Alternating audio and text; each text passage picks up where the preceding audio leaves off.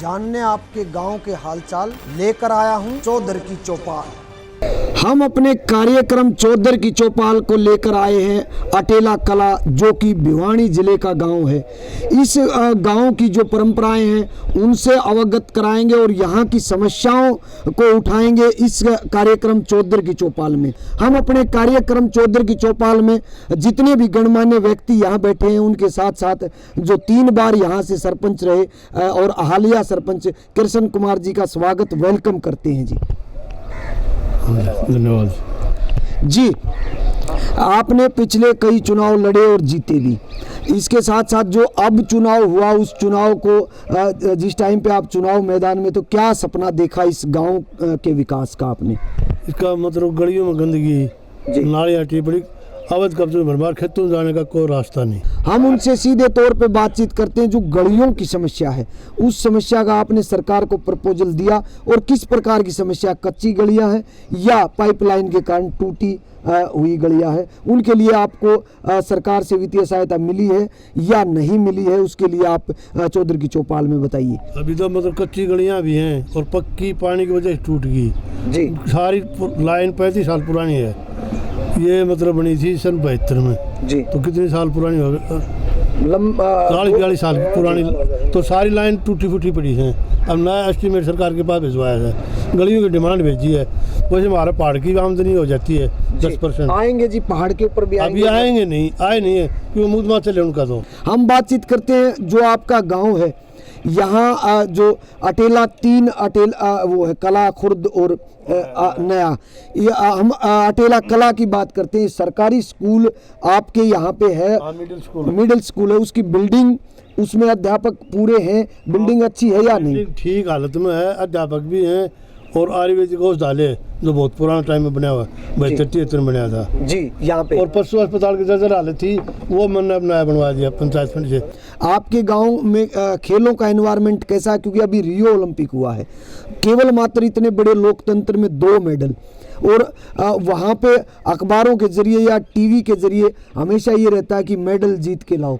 आपके गांव में स्टेडियम है या तीनों गांव के लिए स्टेडियम की सुविधा दी है आपने? प्रपोजल पिछली पंचायत ने दिया था और मतलब जगह भी दे दी थी, तो ये भी हम जगह देने के लिए तैयार हैं। स्टेडियम तीनों गांव के बीच में कहीं बना दो, हम जमीन देने के लिए तैयार हैं जी। खिलाड़ियाँ कमी को नहीं, लेकिन जगह नहीं उनको। कृष्ण कुमार जी, हम आपसे सीधे तौर पे जुड़े हुए हैं, समस्याओं को भी उठा रहे हैं। यहाँ अपने इस कार्यक्रम चौधर की चौपाल, ये गांव की एक चौपाल लगी है। इस कार्यक्रम के तहत आपके गांव में चौपालों के हालात कैसे हैं? जो पुरानी चौपाल हुई उनके हालात कैसे हैं? उनके लिए आपको ग्रांट दी गई मुरम्मत के लिए, नव निर्माण के लिए, या आपने प्रपोजल डाला है? हरिजन चौपाल धानक चमार 2 एक बैक बड़की है, उनके लिए एक सपेला बस्ती में उनकी रिपेयरिंग सबकी शुरू करा रखी है जी। और गेट क्वार सब नया और वाइट वाश वगैरह चालू उनका सबकी रिपेयरिंग, क्योंकि जन से हालत में थी वो। हम बातचीत करें जो गंदे पानी की निकासी, क्योंकि गांव में एक समस्या, अभी सीजन भी मच्छरों और मक्खियों का है और बीमारियां फैलने का डर रहता है। गंदे पानी की निकासी के क्या प्रबंध है आपके गांव में? गंदा पानी निकासी का ये एक नाला बनवा रहे जी, अभी बना नहीं है? न बना नहीं है, सरकारी ग्रांट कुछ PRI की आई है, कुछ पहले के बच रहे थे, तो उसका नक्शा तैयार कराया, पैमाना निकलेगा ना जगह, क्योंकि लोगों ने अवैध कब्जा करा के, वो अवैध कब्जा छोड़ने के बाद पैसा आ रहा है, उस टाइम मिस्त्री आए बैठे हैं, जे ने एस्टीमेट बना दिया है, तो जल्दी बनवा दिया गंदा पानी निकासी, गांव से आधा किलोमीटर दूर करा देंगे। कृष्ण कुमार जी, आपसे जुड़े रहेंगे। गांव के कुछ और गणमान्य व्यक्ति बुजुर्ग बैठे हैं, उनके साथ भी बात करते हैं, दोबारा आपसे जुड़ेंगे। हम अपने कार्यक्रम चौधर की चौपाल में यहाँ की समस्याओं को सरकार तक पहुँचाने का काम करते हैं, और गणमान्य व्यक्ति बैठे हैं उनसे भी हम जुड़ते हैं। जो सरपंच साहब ने समस्याएं बताई, उसके अलावा भी आपको लगता हो कोई समस्या? जी, आपका क्या नाम है? कमल है। कमल जी, बताइए कोई गांव की समस्या जो सरपंच साहब से चूक रह गई हो और आप सरकार के समक्ष रखना चाहते हो। हमारे तो ये दिक्कत आ रही है, सरपंच बताइए दिक्कत आ रही है जी। सरपंच साहब से पूर्ण रूप से सहमत दिखाई दिए यहाँ के गांव के लोग। जी, आप बताइए कोई। हमारे गांव के अंदर 7 साल से हरिजनों के 50 घर, उनमें बिजली की समस्या है जी, आज तक बिजली नहीं है जी। एक ऐसा गांव जिसमें हरिजनों के 50 घर, अब तक बिजली वहां नहीं पहुंची है। कोई भी गांव में आप क्या सुविधा चाहते हैं? भाई इसके आधुनिक सुविधाएं सभी हो। जी, ये एक युवा सोच कि आधुनिक सुविधाएं सभी हो गांव में, ये सोच युवाओं की। इसके साथ साथ में दोबारा सरपंच साहब से जुड़ते हैं, गांव की उपलब्धियों पे बात करेंगे। आपके गांव की सरपंच साहब, आप लंबे टाइम से यहाँ 3 टर्म आपने पंचायत के रूप में, मुखिया के रूप में रहे, तो आपके गांव के पिछले कई सालों का इतिहास आपके पास, खिलाड़ी हो, कोई संत साधु, क्या आप, ये पहाड़ है आपके गांव में? और वो तो 3 वो मंदिर, देवी माता का मंदिर है जी, शिव जी का मंदिर है और गुग्गा पीर का मंदिर है, उनके अंदर एक बाबा जी रहे हैं जी। बाकी को 1-2 विदेश में रहे हैं गांव के जी। कई वर्षों से जी, कई वर्षों। सेना में ना सेना बस वो को बड़े पद को अधिकारी को जी, बड़े पद पे अधिकारी नहीं है। हम अपने कार्यक्रम चौधरी की चौपाल में एक और सरकार का अभियान चला हुआ, हमारे लिए, हमारे जीवन के लिए, पेड़ लगाओ जीवन बचाओ। उसके लिए आपके गांव की क्या भागीदारी रही ग्राम पंचायत? पेड़ का तो हमें मतलब कम से कम 30 साल पहले कमेटी बना दी थी गाँव की 11 दिन में। जो भी हरा दरखत काटेगा उसका 100 रुपये जुर्माना शुरू किया था। ईब दरखत देख जुर्माना लगा। हरा पेड़ हमारे एरिया में जितनी बड़ी हमारी है ना, किसी को नहीं, पूरा हरा भरा एरिया हमारा। हम बातचीत कर रहे हैं बेटी बचाओ बेटी पढ़ाओ अभियान के बाद में आपके यहाँ पे जो 36 बिरादरी का भाईचारा, क्योंकि अभी पीछे ऐसा कुछ बवाल हुआ जिससे 36 बिरादरी के भाईचारे में, लेकिन आपके गांव का भाईचारा कैसा? पूरा कोई फर्क नहीं पड़ा। मतलब 4 को शादी करने जाकर 12 गाँव में 4 गाँव की 36 जात की बहन बेटी को, अब जिस हमारे को की सांगवान की ने उसने 5 रुपया दिया, तो उसने उन सब लड़कियाँ दिया जो हमारे गाँव की 36 जात की है। चौधरी की चौपाल कार्यक्रम में हम पूरे गांव के साथ कृष्ण कुमार जी का एक बार स्वागत करते हैं, वेलकम करते हैं और उनका धन्यवाद करते हैं, और समस्याओं को लेकर, उपलब्धियों को लेकर बात करेंगे किसी और गांव। तब तक जय हिंद, जय हरियाणा। हम अपने कार्यक्रम चौधरी की चौपाल को लेकर आए हैं छपार गांव, जो कि जिला भिवानी का एक बड़ा गांव है। यहाँ के सरपंच साहब से सीधी बातचीत होंगी और इस बातचीत के जरिए ही हम यहाँ की समस्याओं को सरकार तक पहुँचाएंगे और यहाँ की उपलब्धियों को हरियाणा के घर तक पहुँचाने का काम करेंगे। बुजुर्ग और नौजवान साथी हमारे इस चौपाल पे बैठे, जो कि चौधरी की चौपाल लगी हुई है। हम अपने कार्यक्रम में प्रधान जी के नाम के साथ साथ उनका स्वागत करते हैं। जी, आपका नाम?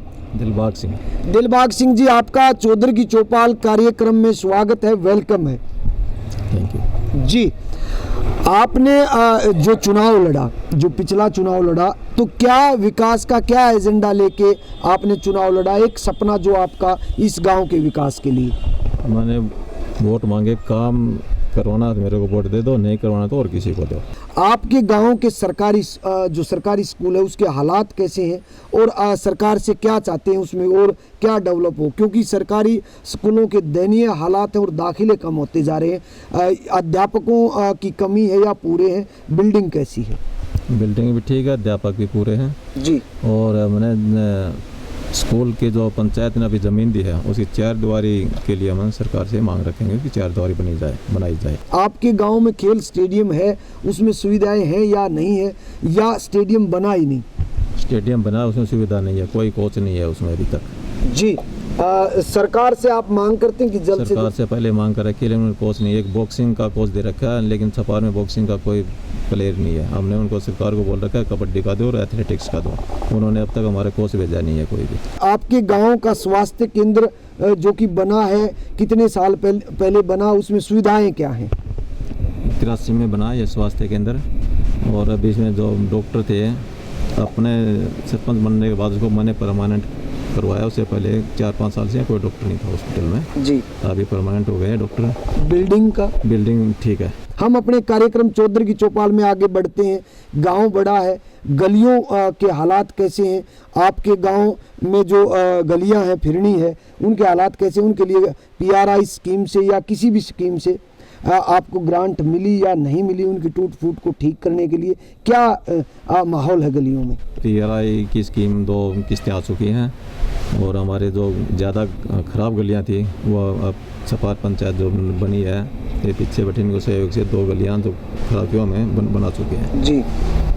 उनके पैसे पिछले पंचायत के थे हमारे पास। और जो गांव की फिरनी है उसकी वो गांव के फिरने के हम नरेगा से ये कंप्लीट करवा दिया है, दूसरे का भी काम चला हुआ है। हम अपने कार्यक्रम चौधर की चौपाल में एक बार फिर आपसे जुड़ेंगे, एक बार जितने गणमान्य व्यक्ति बैठे उनसे भी बातचीत करते हैं, दोबारा आएंगे इसी सीट पे और बात करेंगे यहाँ के मुखिया दिलबाग जी से।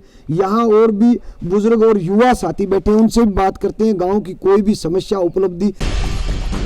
सर मेरा नाम अनिल सांगवान है और मेरे गांव के सरकारी जो हॉस्पिटल में है वो शायद आसपास के किसी गांव में भी वो फैकल्टी नहीं है। वीडीएस है और एमबीबीएस डॉक्टर है, पूरी फैकल्टी दी हुई अच्छी है। और मेरे गांव के जो सरकारी स्कूल में जो साइंस की फैकल्टी है शायद ही किसी प्राइवेट स्कूल में भी आपको मिलेगी।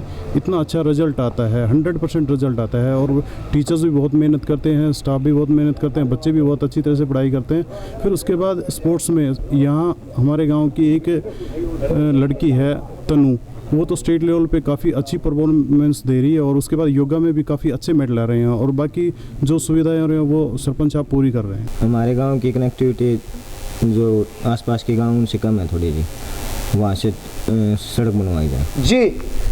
लिंक रोड जो कि एक दूसरे गांव को जोड़ते हैं, वो लिंक रोड, इतना बड़ा गांव, तो जितने भी आसपास के गांव हैं उनसे जो ग्रामीण सड़क योजना है उसके आधार पे लिंक रोड बना देने चाहिए कि और गांव से ये गांव जुड़ सके। हम अपने कार्यक्रम में चौधर की चौपाल में ये मांग रखते हैं। दूसरी बार एक बार फिर से हम चौधर की चौपाल में यहाँ दिलबाग जी जो सरपंच है, मुखिया हैं इस गाँव के, उनसे जुड़ते हैं।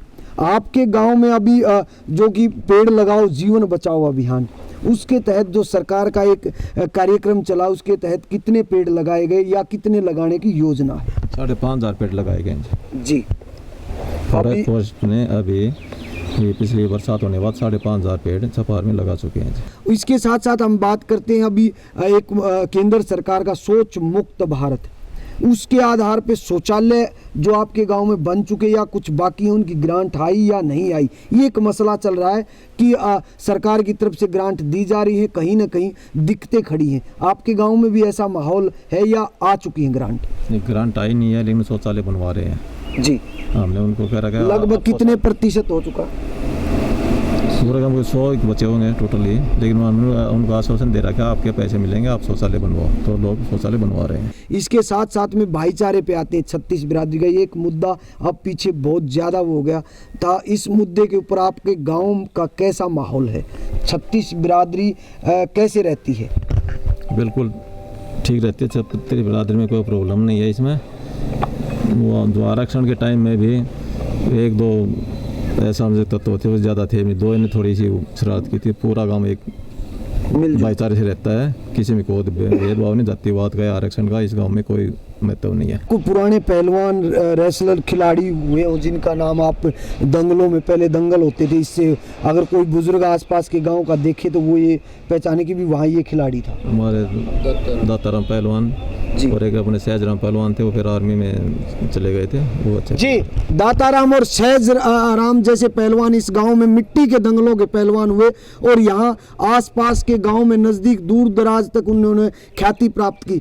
हम पूरे गणमान्य व्यक्तियों के साथ साथ में चौधर की चौपाल में एक बार फिर से स्वागत वेलकम करते हैं, धन्यवाद करते हैं आपके छपार गाँव का कि आपने चौधर की चौपाल लगाई और इस कार्यक्रम का आयोजन किया। आप सबका बहुत बहुत धन्यवाद। सरपंच दिलबाग सिंह का धन्यवाद और युवा क्लब के जो साथी बैठे हैं उनका धन्यवाद और पीछे जो युवा बैठे हैं, बुजुर्ग हैं, उन सबको नमस्कार। जय हिंद, जय हरियाणा। निकलते हैं किसी और गांव समस्या और उपलब्धियों पर बात करने। हम अपने कार्यक्रम चौधर की चौपाल को लेकर भिवानी जिले के गांव डोकी में आए हुए हैं। चौधर की चौपाल में यहाँ गणमान्य व्यक्ति आए हैं और सरपंच राकेश जी यहाँ पे बैठे हैं। हमारे कार्यक्रम का मकसद है कि चौधर की चौपाल के जरिए, यहाँ जो चौधर की चौपाल लगती है उसके जरिए इस गांव की समस्याओं को सरकार तक पहुँचाना, इसके साथ साथ इस गांव की उपलब्धियों को हरियाणा के हर घर तक इस कार्यक्रम के माध्यम से पहुँचाना। हम अपने कार्यक्रम चौधर की चौपाल की तरफ से उनका वेलकम करते हैं, उनका स्वागत करते हैं। राकेश जी। हाँ जी, धन्यवाद जी। आपने युवा है, शिक्षित हैं, आपने चुनाव लड़ा इस गांव का जो कि आपका अपना गांव है और यहाँ जो पंचायत चुनाव हुआ उस टाइम पे आपने क्या सपना देखा इस गांव के विकास के लिए? गांव को माने ये हर जगह जो भी दिक्कत है, परेशानी है, पानी की, बिजली की जो भी समस्या है, हर समस्या को दूर करने की मतलब 24 घंटे ये रहती है भाई, हर समस्या को दूर करूँ मैं। इस गांव की निकासी कहाँ से हुई, लगभग कितने 100 साल पहले ये गांव बसा, बुजुर्ग भी बैठे हैं जी, बताइए। ये 450 साल से यहाँ मेड़ा गांव से आए थे इधर। उसके बाद ये गांव का विकास होना शुरू हुआ। अभी गांव में जनसंख्या कितनी है? जनसंख्या अभी होगी 5000 से ऊपर। आपके गांव के सरकारी स्कूल के क्या हालात हैं? बिल्डिंग के और अध्यापक पूरे हैं या नहीं है? बिल्कुल नहीं। सरकारी स्कूल के पहले हम पढ़ते थे तब इतना बढ़िया स्कूल था भी, गाँव स्कूल में जाते ही बच्चे बिल्कुल खामोश हो जाते थे और हर चीज़ का मतलब जो टीचर थे और सबकी सुविधा थी। अब बिल्कुल ख़राब हो गया। बिल्डिंग कैसी? बिल्डिंग भी आधी डैमेज है, आधी ठीक है। क्या समस्या है कि छोटी इकाई से खिलाड़ी नहीं निकल के जा रहे जी? गांव में जो बच्चे उनको खेलने के लिए कोई भी जगह नहीं, और जगह तो बहुत पड़ी है मतलब उसमें सुविधा नहीं दे रखी सरकार ने। स्टेडियम नहीं है और भी मतलब जो सामान आता है, कोच नहीं है, कोई इसको बच्चों को खिलाने के लिए कोई भी भाई जो पीटीआई होता है वो कोई भी नहीं है जी। इसी कारण बच्चे पिछड़े हुए हैं। आपके गांव की गलियों का क्या हाल है? जो नालियां हैं उनका क्या हाल है? गंदे पानी की निकासी है या नहीं है?